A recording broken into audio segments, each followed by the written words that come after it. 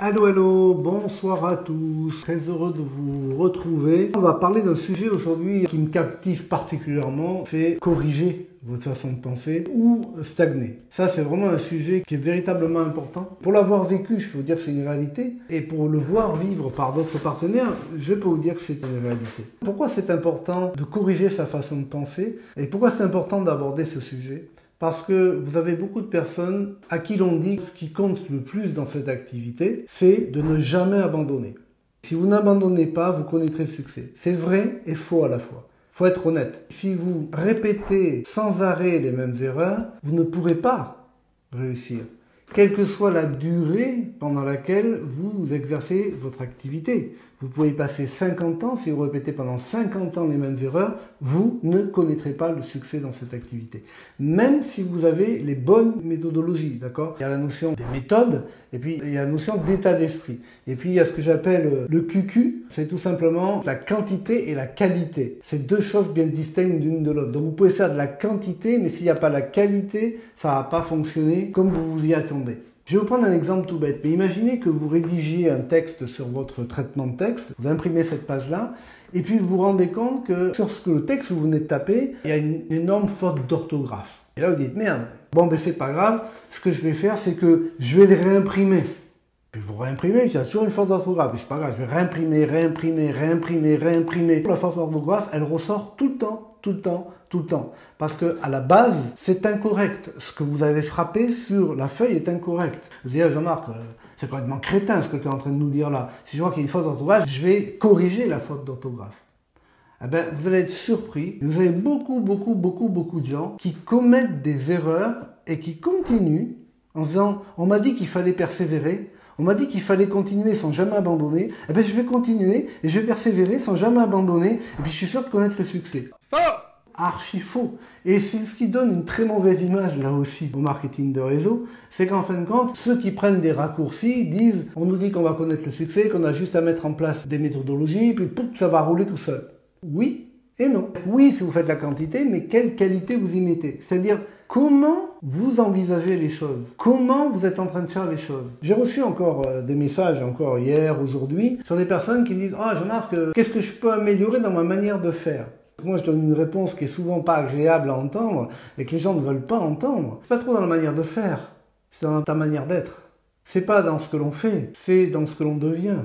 C'est ça qui fait la différence. Et quand on commence à parler comme ça, il y a beaucoup de gens « Ah, non, je sais que je suis pas parfait, mais bon...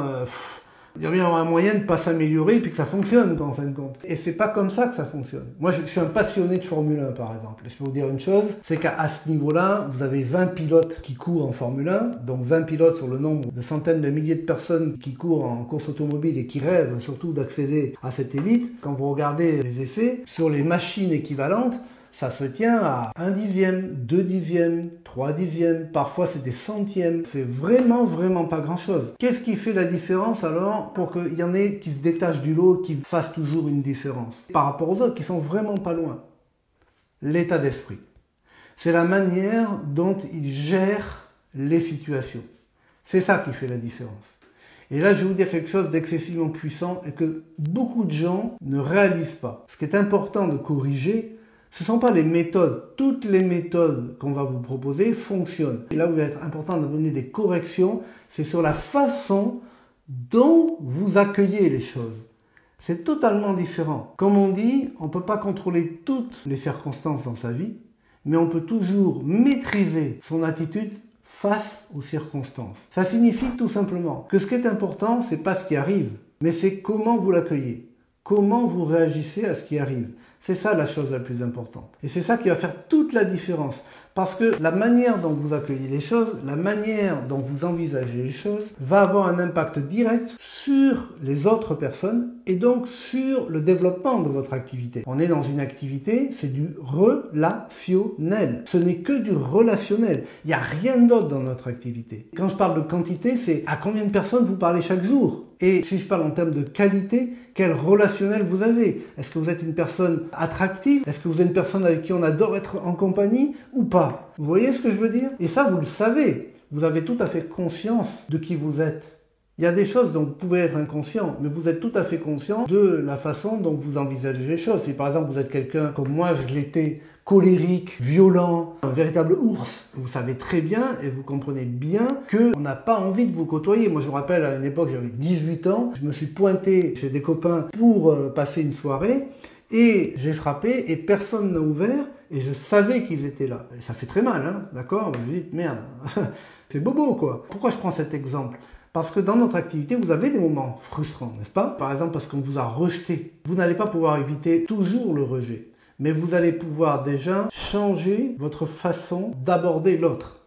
Maintenant qu'il y a des gens qui vous rejettent, il y en aura toujours, quelle que soit la qualité de votre comportement. Il y en a bien qui ont crucifié Jésus, pourtant il avait un super comportement, mais en l'occurrence, il y en a qui ne supportaient pas le comportement qu'il pouvait avoir. Donc vous allez parfois vous faire crucifier, de manière, je parle, hein, ok, on est bien d'accord, mais des gens vraiment vont vous mettre au pilori, alors que vous êtes quelqu'un peut-être qui fait de son mieux pour que ça se passe correctement. Et quand je dis ça, c'est pas je serre les dents, non, je dirai rien, parce que là sinon vous allez développer un ulcère. Moi par exemple, j'étais très colérique, comme je vous disais, l'avantage c'est que ça sort. Donc ça fait pas de dégâts à l'intérieur. Alors ça fait des dégâts à l'extérieur, mais ça en fait pas à l'intérieur. Le truc, c'est de comprendre une chose, c'est que c'est vous qui décidez si vous allez laisser l'environnement vous perturber ou pas. C'est vous qui décidez de ça. Personne d'autre. Vous avez là-dessus une maîtrise totale. Donc la première chose que vous devez vous demander, c'est à chaque fois que je vois que je suis en relation avec quelqu'un, 9 fois sur 10, ça explose. Comment faire pour plus que ça explose? La réponse, c'est pas je côtoie plus personne. La réponse, c'est comment je peux, moi, améliorer les choses et non pas comment je peux changer mon environnement. Corriger votre façon de penser ou stagner. Parce que beaucoup aujourd'hui de personnes stagnent parce qu'elles refusent de changer leur façon de penser. Moi, il m'arrive de dire à des personnes, ça fait combien de temps vous fonctionnez comme vous fonctionnez? Et les gens me disent, depuis toujours. Est-ce que vous êtes satisfait de ce mode de fonctionnement? Et les gens disent, non, forcément, je ne suis pas satisfait de ça. Alors, pourquoi vous continuez? Et n'allez pas me dire, ah mais je continue parce que c'est la faute des autres. Quand vous pointez le doigt sur l'environnement, il y a 3 doigts pointés sur vous. Donc la nature est bien faite, elle est en train de vous dire, eh oh, réveille-toi. C'est à toi de voir les choses différemment. J'abandonnerai pas. Mais c'est insuffisant. Il faut décider de changer. Il faut décider de dire, ok, qu'est-ce que je peux faire pour faire évoluer la situation? Comment je peux corriger la manière dont j'envisage les choses? Donc si vous conservez toujours le même comportement, vous aurez toujours le même résultat. Gardez présent à l'esprit une chose. 2 actions identiques ne génèrent pas de résultats équivalents. Et c'est là le piège. C'est que vous avez énormément de personnes qui pensent que parce qu'elles vont répéter des actions, les résultats vont être les mêmes. C'est faux. Encore une fois, vous pouvez faire la quantité, si vous ne mettez pas la qualité, ça ne fonctionnera pas comme vous l'attendez. Vous savez, on a déjà parlé par le passé de cette notion de projection. C'est quelque chose d'important, la manière de voir les choses. Mais la manière dont vous les vivez, la manière dont vous les ressentez, c'est ça la chose la plus importante. C'est des choses qui doivent être alliées l'une à l'autre. Si je visualise rien, effectivement. Mais si je visualise mais que j'ai pas le sentiment adéquat, ça ne fonctionnera pas. La façon dont vous vivez les choses fait la chose. Beaucoup de personnes communiquent et ne voient que 2 axes. Le faire et l'avoir. Qu'est-ce que je dois faire pour avoir ça? Ok, tu dois faire ça pour avoir ça. Tu veux plus, fais plus. Mais tu veux plus, fais plus est insuffisant. Tu veux plus, deviens plus. Qu'est-ce que ça veut dire devenir plus? Ça veut dire envisager les choses avec un petit peu plus d'altitude. Regardez les choses d'un petit peu plus haut. Arrêtez de se faire complètement polluer par des choses qui n'ont pas de sens. Et c'est en ça que corriger votre pensée va tout changer. Votre attitude fait votre altitude, on dit. Mais c'est tout à fait ça. Quelle est votre attitude? Comment vous envisagez les choses? Comment vous réceptionnez les choses? Comment vous prenez les choses? Vous avez vécu des choses qui sont désagréables. Mais elles sont désagréables si vous les laissez être désagréables. Parce que c'est la façon dont vous accueillez les choses qui fait la différence. Et je sais que là, ce que je suis en train de dire, pour beaucoup de gens, ça va demander du boulot. Et c'est un boulot que beaucoup ne veulent pas faire. Beaucoup vont demander, dis-moi comment les gens peuvent m'apprécier, comment je peux avoir de meilleurs résultats alors que je suis colérique, j'ai peur, je réagis au quart de tour. Dis-moi comment je peux faire pour que ça s'améliore. Je te le dis, change. Ah merde. Ah non, il y a un truc, parce que moi j'aime bien fracasser, j'aime bien... Je peux pas continuer alors. Bah si, tu peux continuer. Mais tu vas stagner. Au fur et à mesure que tu vas construire, tu vas détruire. Et tu vas mettre plus d'efforts, tu vas construire plus, mais tu vas détruire plus parce que tu seras en contact avec plus de gens. C'est le chat qui se mord la queue. T'en sors pas. Tu continues à vouloir imprimer un truc dans lequel il y a une faute d'orthographe. Attention, je suis pas en train de vous dire que vous n'allez pas dire ce que vous avez à dire, mais c'est la manière. L'art est la manière, ok? Beaucoup de gens vont venir vous voir et vous parler du faire. Faire, avoir, faire, avoir. Il y a un ingrédient qui va tout changer, c'est l'être. C'est la manière dont vous vous comportez. C'est ça qui donne une teinte différente aux actions que vous menez et qui donne des résultats différents. Et c'est pour ça qu'encore une fois, vous avez des gens qui peuvent mener le même type d'action en même quantité, qui n'ont pas du tout les mêmes résultats à l'arrivée, mais si vous décortiquez, le comportement n'est pas du tout le même. Pas du tout le même.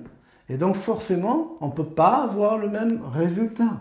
J'en ai terminé avec ça, je voulais partager ça avec vous. Si ça vous a plu, n'hésitez pas à mettre un pouce. Si vous pensez que ça peut aider du monde autour de vous, partagez-le, vous abonnez si ce n'est pas encore fait. Et si vous avez des questions, posez-les parce que j'y répondrai aussi. J'étais très heureux de passer ce moment-là avec vous. Je vous souhaite une superbe fin de semaine. Bonne soirée à tous. Bye bye.